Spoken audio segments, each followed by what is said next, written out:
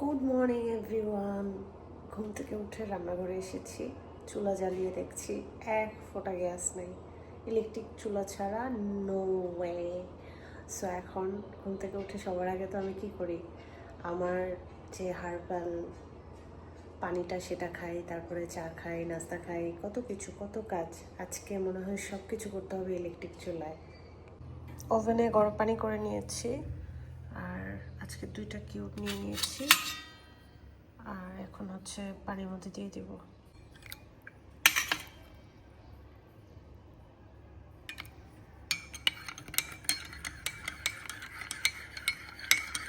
এটা যদি transparent glass হতো না বা মগ হতো, দেখতে এত সুন্দর লাগতো।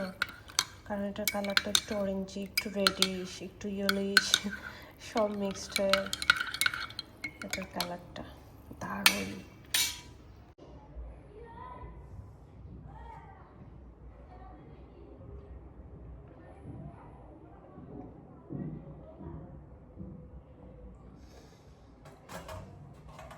অনেক মজা।